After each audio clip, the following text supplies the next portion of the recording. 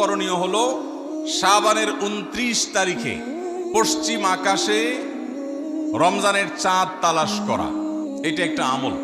কোন দিন চাঁদ তালাশ করবেন? শাবানের 29 তারিখ।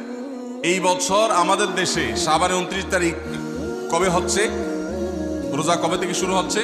তাহলে 29শে শাবান সন্ধ্যায়, যেদিন থেকে রোজা হওয়ার সম্ভাবনা আছে, সেই দিন সন্ধ্যায় মাগরিবের আগে পশ্চিম আকাশের দিকে চাঁদ অনুসন্ধান করার চেষ্টা করে তাকাবেন। পশ্চিম আকাশে চাঁদ অনুসন্ধান করার জন্য যদি চেষ্টা করেন, একটু খোঁজার চেষ্টা করেন, চাঁদ দেখতে যদি পান তো ভালো।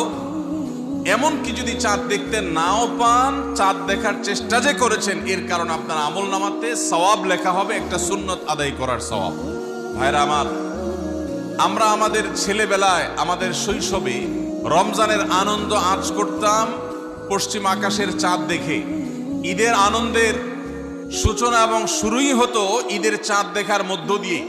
এমন একটা সময় আমরা এখন এসে পৌঁছেছি যেই সময়ে সবাই চাঁদ তালাশ করে, কিন্তু সেটা আকাশে না, ফেসবুকে। ঠিক না বে ঠিক? চাঁদ কি ফেসবুকে উঠে না আকাশে উঠে? তাহলে সবাই যদি ফেসবুকে চাঁদ তালাশ করেন, আকাশে চাঁদ দেখবে কে? ও ইসলামী ফাউন্ডেশনের হেলাল কমিটি, চাঁদ দেখা কমিটির কিছু মানুষ, তাদের উপরে নির্ভর করে 18-20 কোটি মানুষ তারা ফেসবুকে তাকায় আছে।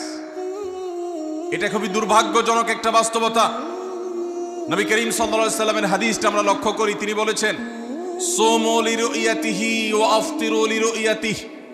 তোমরা চাঁদ দেখে সিয়াম সাধনা করবে, চাঁদ দেখে রমাদান উদযাপন করবে, চাঁদ দেখে রমাদানের ইবাদত বন্দেগী করবে, আর চাঁদ দেখে তোমরা ঈদ উদযাপন করবে। চাঁদ দেখে তিনি আমাদেরকে রোজা রাখতে বলেছেন। অতএব চাঁদ দেখতে হবে কি হবে না? ভাইরা আমার, বিলুপ্ত হওয়া মৃত প্রায় সুন্নাহগুলোর মধ্যে থেকে একটা হলো চাঁদ তালাশ করার সুন্নাহ। এটা ফরজে কিফায়া, মুসলিম সমাজের কেউ যদি না করে সবাই গুনাহগার হবে। এটা খুবই রিস্কি একটা বিষয়, দুর্ভাগ্যজনক একটা বিষয় যে 20 কোটি মানুষের রমজান মাত্র মুষ্টিমেয় কয়েকজন মানুষের দেখার উপর নির্ভর করবে। ভাইরা আমার, আমরা পশ্চিম আকাশে চাঁদ দেখার চেষ্টা করব ইনশাআল্লাহ।